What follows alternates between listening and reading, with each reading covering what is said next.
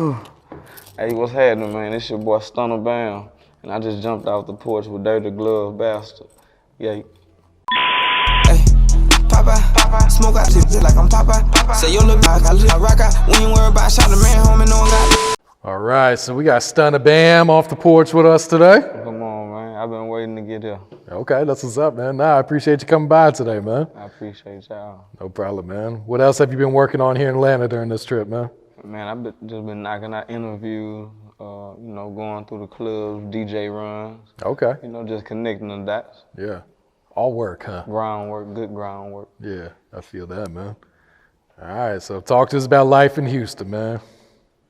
I mean, shit. It ain't no different, it's a ghetto everywhere. It's money everywhere, but on the back end, I'm one of them ones that was fortunate to come up under the screw era. Okay. The SUC. Moggles, my big homies, some of them passed away, some of them still living. I'm from 3rd Ward, Houston, Texas, South Side. Yeah. The other side of downtown. Like I say, I'm blessed to come from where I come from, man. I feel like, where I'm from made me who I am. It got me here today. Yeah. On the porch with y'all, man. There it is. Man, what is it about 3rd Ward that just it breeds so many talented rappers? Man, there's something in the water, man. we right by that bayou. Yeah. So how would you describe your childhood coming up in Houston? I always had food on my plate. I wouldn't, wasn't no steaks or nothing, but, for the most part, my grandma, my mama, my daddy, my family, period, did a good job, raising me, trying to keep me active, in the summer programs. But, once we get to them teenage stage and then life get to us and, yeah. Just death started happening, just real life situations, that's when everything, reality kicked in around that time. Mm-hmm. But on the back end, man, I had a hell of a childhood, man, good Christmases, all that, man. That's why, I know how to do it now with my son and just with the community. The people that probably ain't have it, I always broke bread with what I did have. Yeah, nah, I feel that, man. At what age would you say you jumped off the porch? Man, I'm gonna say, like, about 17, 18, once I start, just really, getting active, trying to give me a little money, on top of, what they was giving me, just for playing ball. I was raised by a lot of street cats, man, so, they was, just doing what they can give me. They hand-me-downs, clothes, kicks that was, just fly and, niggas my age, you feel me? So, for the most part, like I say, about 17, that's when I, started, doing my little hustling my mama wasn't knowing about, but even before that, that's when she got exposed to it, you feel me, and had to accept, man, hey, man, I'm smoking, but again, man, I played ball, man, so they had a different vision for me, man, they had bigger dreams than the streets for me. And, I ain't understand it at the time, but now I'm grown, I got the same vision for my son, so yeah, I respect what they had going on, for sure, for sure. Yeah. When did you start playing? Was it around that time, 17? Nah, I ended up going to Grambling State, but oh yeah? Yeah, I ended up going there for, first 2 semesters. I got kicked out. It didn't work for me, shit, like I say, I was trying to, mix the streets and, my blessings, and it just wasn't working. So, I ended up coming back to the city doing the music, but even while I was down there, I pay the girls to do my homework and all that, just make it work for me, while I'm down there, just so I can, do my little hustling. I was living life out there. I wasn't really, taking advantage of, my opportunity how I was supposed to. Yeah. Would you say Houston's changed much over the years from when you were first coming up until today? Yeah, for sure, for sure. When I was coming up, I was looking up to a lot of players and, the people around me getting money and, shit, it turned from money to murder, that the murder rate rose,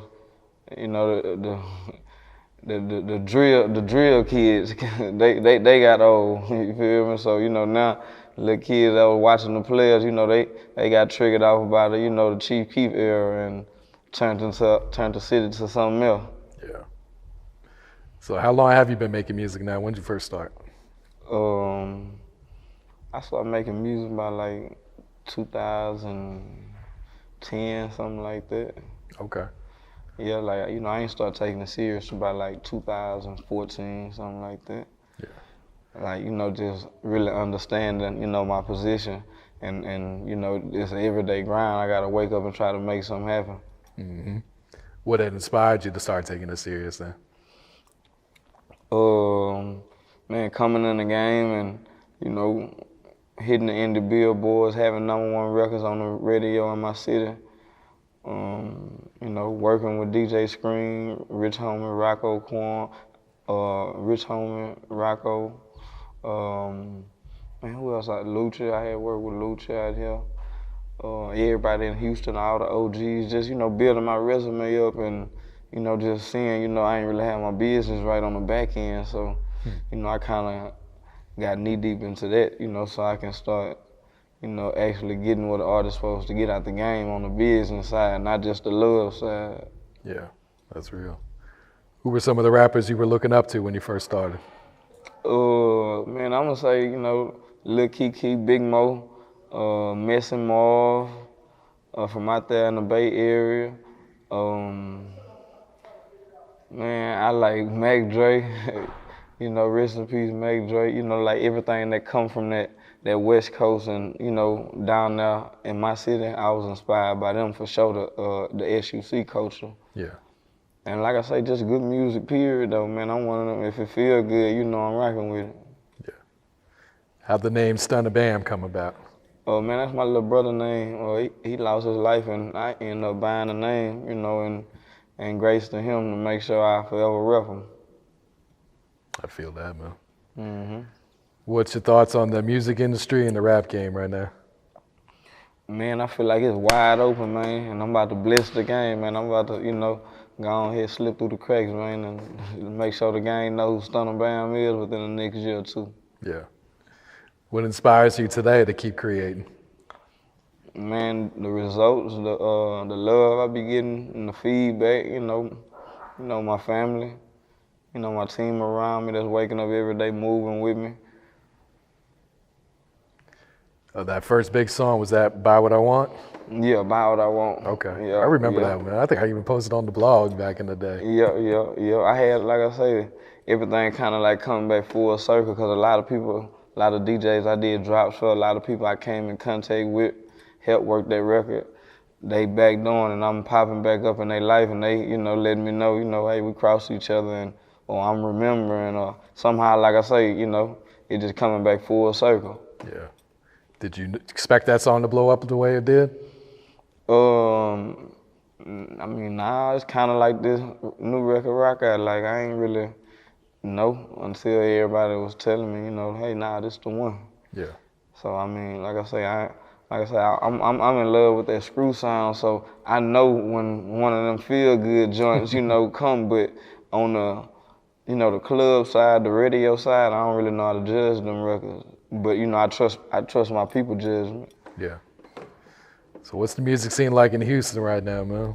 It's like a lot of artists are popping. It's wide open right now, man, because everybody kind of trying to work. You know, you got Travis Scott's, the Megan Thee Stallions, Beyonce's, you know, Lizzo, one more, damn, I forgot his name, but like I said, it's a lot of them, you know, just busting the game open to where it's bringing a light back to Houston and giving people like myself, you know, and a lot of the premier artists that's, you know, just now, you know, getting they due, you know, a chance, you know, for the world to see what's going on. Yeah, absolutely.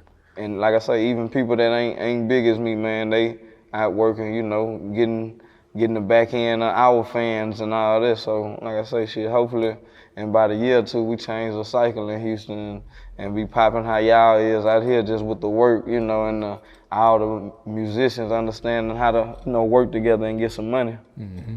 Yeah, that's important right there.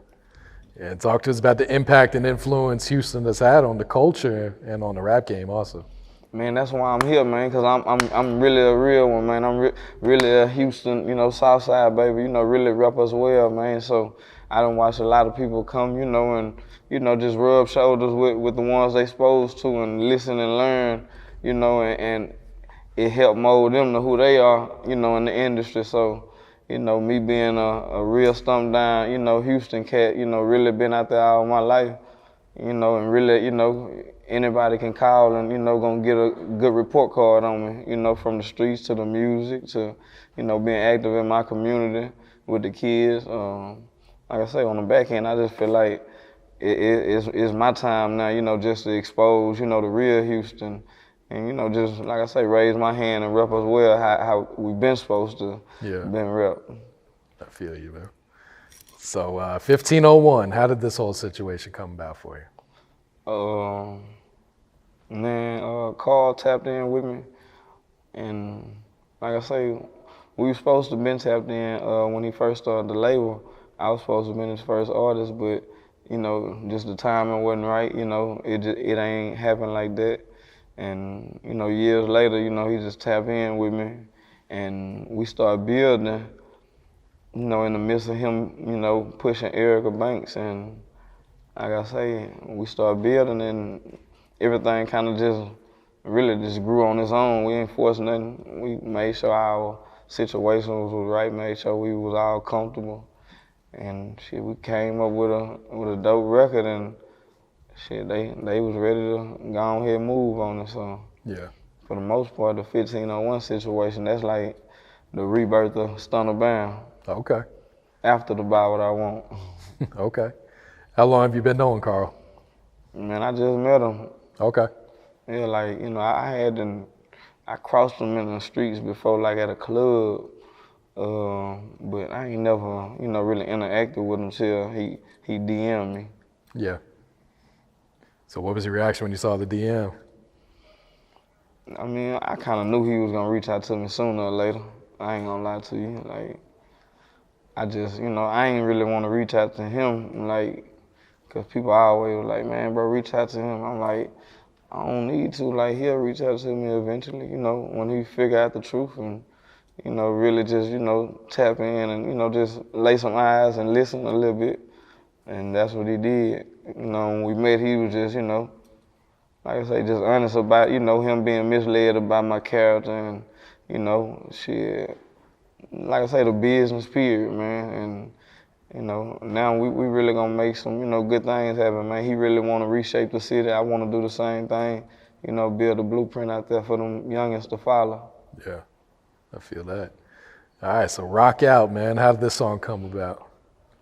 Shit, I walked in the studio, and shit, they played a beat and said, shit, this a little fast. I don't know if it's your speed, man. I don't know if you gonna fuck with it. I played it, shit. I rolled me a square and say, shit, come on, let's do that shit, man.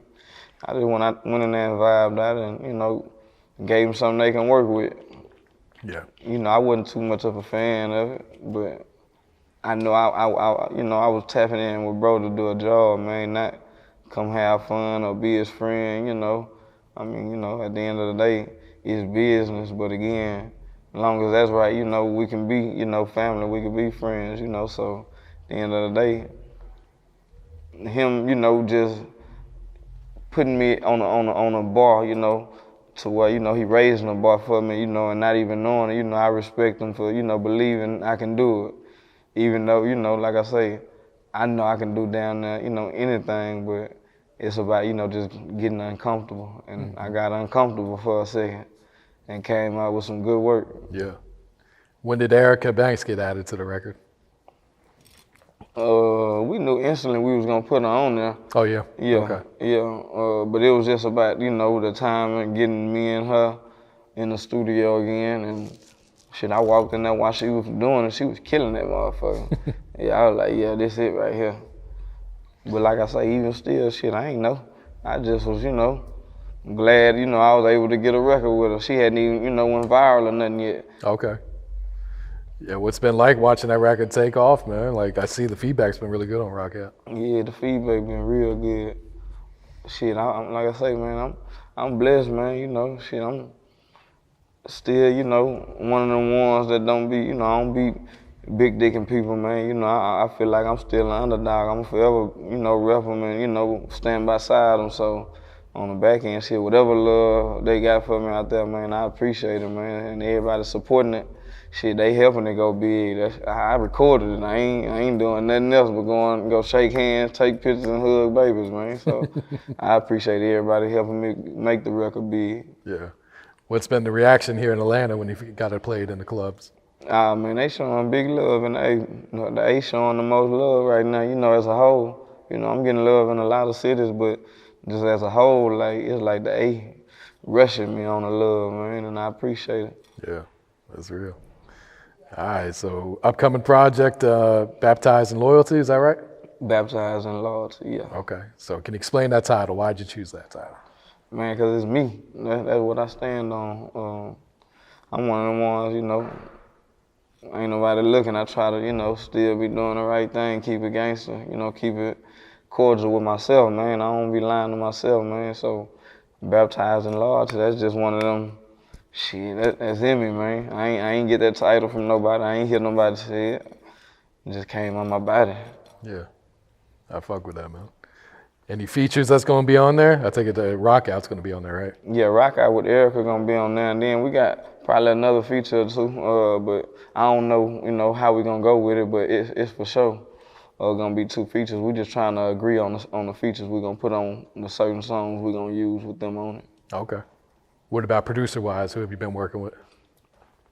My boy Sergeant J, who produced Busted, he made Rock Out. Then I got band play on a couple of joints. Okay. Yeah, he made 2 of them on my new project, Baptizing Loyalty. And my boy Dodo from Dallas, 1501 producer. Okay. Me and him got a couple of joints. Yeah. Shit, really everything in-house outside the band play. Yeah. Can't go wrong with that, man. Mm-hmm. When do you think the project will be ready? When do you think it'll come out? The project ready, low key, it's mastered and everything, man. Okay. We just gonna keep on rolling this Rock Out to build up, you know, some body behind it, and probably drop it in the middle of the summer or something. Yeah. Is there like one record that you're really excited to release off this project? Like, man, I know they're gonna fuck with this one when I get this. Hell no, I'm excited about Rock Out. Okay. Shit, I'm gonna push that motherfucker till the wheels fall off. Like I say, I mean, all of it's, you know, good, clean music, good, decent music, man. Keep you moving, keep you hustling. Music you can wake up to. But on the back end, shit, I'm enjoying, you know, pushing the record. I ain't never pushed a record, you know. I had records, but I ain't really understand the importance of, you know, staying down with them. So I like everything, but I'm really focusing on Rock Out right now. Okay. So what has being a father taught you about life? Oh man, just having some structure in your life, you know, having to move right, having to make sure I make it home at night. It just, man, just helped me balance myself out as a man. You know, that's why, like I say, man, I remember having my son, man, like my son, like that, I think that took me from, you know, like, I think I lost a lot of my grimy mindset, man, when I had my son, cause it's like, I started realizing, like, man, I don't never want nobody to play on my son, how I can play on somebody, or, you know, take advantage of nobody's mind, or, you know, just position in life, man. You know, like I say, it's a lot of things, you know, just having him taught me, you know, and helped me, you know, stay alive and free out here. You know, he don't know, but on the back end, like I say, he'll see this interview some years later and know, man, you know, he helped me, you know, grow up and be a man for sure. Yeah, absolutely, man. Anything else you're working on right now? Nah, I'm just working the world right now, man. I'm just, like I say, connecting dots with everybody. Just, like I say, just trying to get the same love I get in my city. Just trying to show, you know, I ain't doing no reaching. I ain't, you know, doing no sucking no dick, kissing no ass. Like, I'm just, you know, like I say, just being me, man, just hustling, waking up every day, trying to get to it. And like I say, cause I know, shit, that's gonna bring the results. So like I say, that's all I'm doing, man. Ain't nothing extra, nothing, no more, nothing less. Any last words? Any shout outs? Shit, man, shout out to the A, man, for sure, man, for showing that big love, man. Y'all been showing, like I say, we gonna be rich regardless, man. Stunna Bam, man. Y'all rock out with me, go download my single about 3 times. Tag me, add me, follow me at Stunna Bam 3 on Instagram. Type in Stunna Bam on all the other platforms so y'all can follow me. And like I say, shit, I'll be in tune with the world real soon, for sure. Papa, smoke out shit like I'm Papa. Say yo look back, I rock out. We ain't worried about shot the man home and no one goddamn well, no one will pop out. Ooh.